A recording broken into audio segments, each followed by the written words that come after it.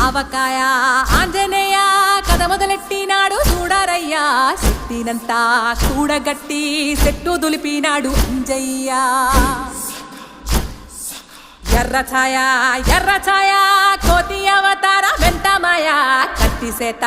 పట్టకుండా కాయ కోసినాడు కపిలయ్య